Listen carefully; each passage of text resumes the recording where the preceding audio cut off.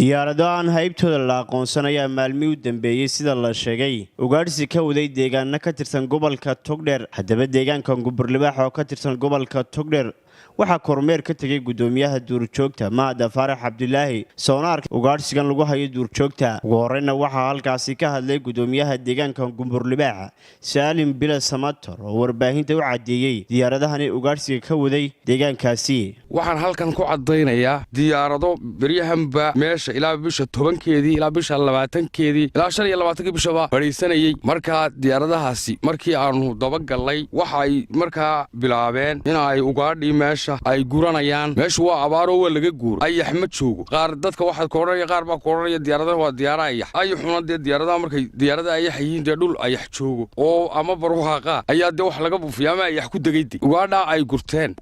waxa weeye garanuug meesha deera kuma dhaqato deera ma joogto ugaadha joogto waa garanuug iyo de sakaarada wixii ugu yar. markii anagu u dhaba galay waxay bahashaasi dhowr iyo 10 mid oo garanuuga meesha way ka qaateen 12 garanuuga waxay la dhacayaan wax liisar moodo oo dheemish marka ay ku dhuftaan ay fariisto bahasha guuxa la yareeyo ayaa dheemish lagu dhufanayaa dheemishkaas markaas la qabanaya bahasha. diyaaraduna waa laba kala nooc oo midna liid leedahay midna casaan tahay. markii mas'uuliyiintii gobolka aanu sheegnay ama wasaaradii deegaanka aanu sheegnayna waxay nagu yiraahdeen dhagahayda ka furaysto wax jawaab ah oo ay naga siiyeen ma jirto.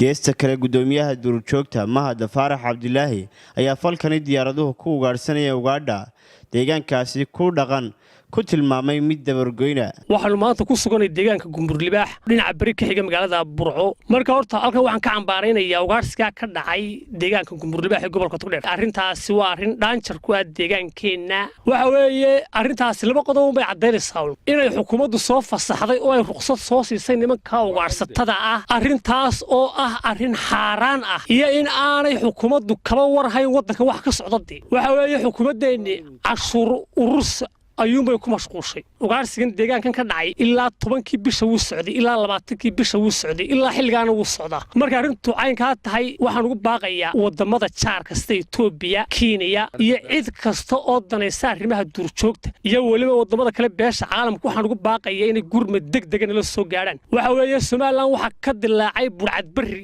ayaa ka dilaacay. taariikh waxaan leeyahay waxaan meesha ka socda ugaadhsigan diyaaradahan ugaadha guranaya waxaan leeyahay laga soo gurmado. waxaan ugu baaqayaa bulshada deegaanka Gumburlibaax ayaan leeyahay war diyaaradaha ugaadhsatada marka aragtan ugaadha ranaya ee deegaankeena xawlfinaya waxaan leeyahay arrintaasi waa xaaraan waana duulimaad toos ah oo deegaanka lagu soo qaaday. waxaan leeyahay arrintaasi waxay cadeynaysaa boobka xaaraanta ah.